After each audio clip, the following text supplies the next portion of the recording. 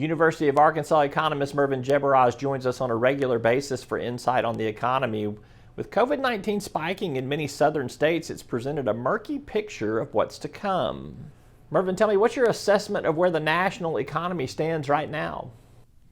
I think considering everything that has happened this year in 2020, which is turning out to be quite a year, the national economy is roughly where we expected it to be. The first quarter data that we have for the national economy obviously showed, after all the revisions, that the national economy contracted by about 5% in the first quarter.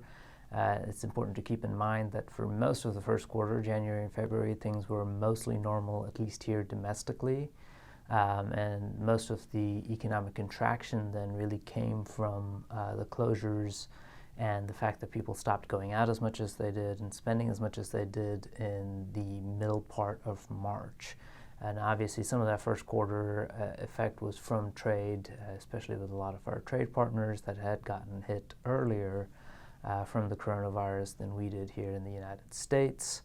At least hit more severely than we did here in March at the time. So, looking ahead to what the second quarter statistics released will be is, what we expect to be a really large negative swing in GDP.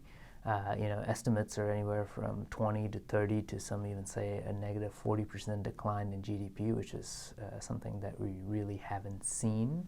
But it is commensurate with our experience of shutting down large parts of our economy for what was essentially most of the month of April across this country. Now, the bright spots, at least from an economic statistics perspective, was that I think a lot of businesses and a lot of states opened up their businesses earlier than most people thought would be possible. I think most estimates when we were looking at second quarter expectations were that the economy would be a lot slower in May and June like it was in April. But a lot of states around the country went ahead and started reopening various parts of their economy starting in early May. And obviously by the time June rolled around, a lot of different sectors of the economy were open in various states around the country. Now, we're obviously paying for that reopening now with higher case positives and with more people infected with coronavirus and the pandemic really surging again in the United States and a lot of different states. But it remains to be seen whether that kind of mitigates the economic effect that we were expecting, because a lot of businesses were able to open in some measure in May and June. Even though, we still expect a large negative, but maybe some of that negative has been mitigated because businesses were allowed to open and people went out and spent money. So we don't have that broad brush look at the second quarter GDP yet. There are a lot of other economic reports and indicators that are out there. Kind of point to one or two things that you view as positive developments.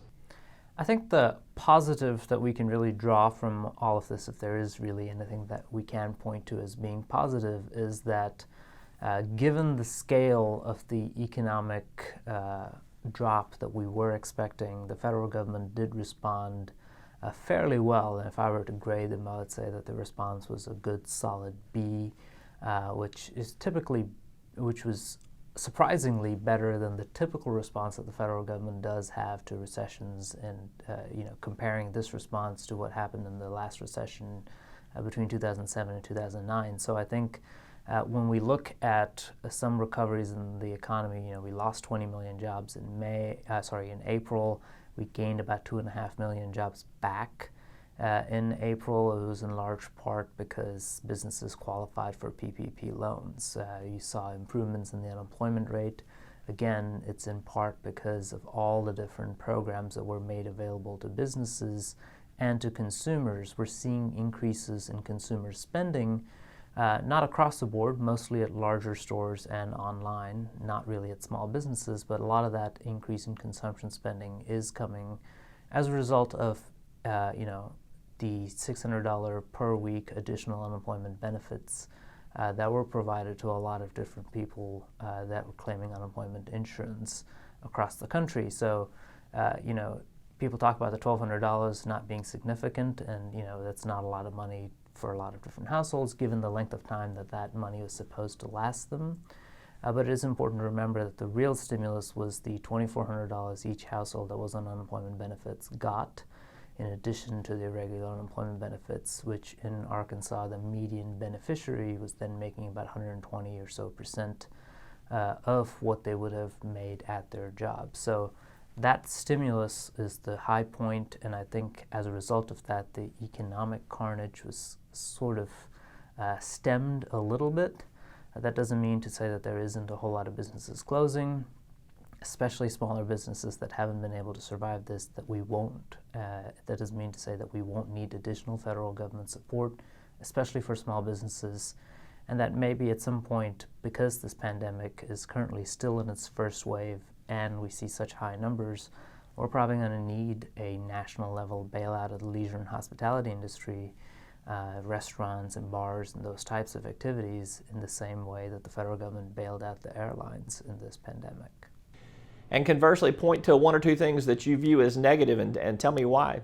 I think the absolute failure in this particular response has been in our inability to effectively test and trace the progression of the virus. So, we have greater levels of testing going on both in Arkansas and the country as a whole, but not enough to where we need it to be able to effectively stem the tide, or at least reduce the number of infections and accurately tell who has and who doesn't have the virus. And we're doing an absolutely poor job in contact tracing across the country and in our state as well. We're simply not contacting enough folks soon enough to stop the spread of the virus, to get people to get tested before they spread that virus to other people if they have been in contact with somebody. And we're not doing it in any systematic form across the various entities because the state doesn't have nearly enough contact tracers. They're obviously trying to double the number of tracers that they have, which is still not going to be enough given the scale of infections in our state. And because as a result of not having enough tracers in the state, you have various entities, including private businesses, that are performing some of their own contact tracing. We don't have a sort of unified standard for contact tracing. We don't have a unified standard for who is contacted, how quickly they're contacted, what they're being told, whether they should be quarantined, whether they should be in isolation, how long they should be in quarantine, how long they should be in isolation. And we're certainly not testing enough people to see if they have actually recovered from the virus, as opposed to just waiting a certain number of days and saying, okay, well, now they're recovered, let's have them re-enter the economy. There's still so much unknown about this virus. We might think that the median person infected by the virus, the virus lasts about 14 days, but that's not true for everyone. It might last as little as 1 week. It might last up to a month. So, without retesting people before re-entering the economy, we're not going to be getting ahead of this virus. And without some standardization about isolation and quarantine and how long that should last, we're not going to get ahead of that virus. And to do that, we need to not only provide sick leave, paid sick leave to people that test positive for the coronavirus, but also to all the people that are required to isolate and quarantine for the entire duration of their isolation and quarantine, or else you're not going to get the necessary compliance with isolation and quarantining from workers that might have come in contact and may be asymptomatic. Well, we're kind of at this point of limbo right now in terms of, will schools open? It appears that they will, but we don't know for sure. Will the pandemic get worse? Will it get better? A lot of companies, however, are punting on a return to normal in 2020. What is your best guess of how things play out? I think given where we are, given that our first wave is now starting to peak when we thought it would peak at some point in April, indicates that we're not really going to be past this pandemic this year at all. I think it's within everybody's reasonable expectation that we will see another surge again this fall in the number of cases. It doesn't have to be that way. Obviously, if we massively invest in contact tracing and testing, we can do a better job of preventing the spread of the virus like other countries have that are doing a much better job than we are testing and tracing the virus. But given where we are today and how we are performing in that respect, I think everybody's expectation is that the economy does not really recover this year. I think on an annualized basis, we're looking at anywhere from 5 to 7% GDP decline for the year as a whole. The second quarter is going to be a huge negative number. The third quarter will be an improvement. It will be positive, obviously, compared to the second quarter, but that doesn't mean the economy has recovered. And I think our unemployment rate will not reach the February levels probably through the end of 2021 by most estimates. So we have a long way to go, even if the GDP rates are back to being positive, for the employment levels to be back to, say, February levels before this pandemic hit. That's University of Arkansas economist Mervin Jebaraj. You can catch more of our interview online at talkbusiness.net. That is all for today's program. Thank you so much for tuning in. I'm Roby Brock. Stay safe, be productive. We'll see you next time.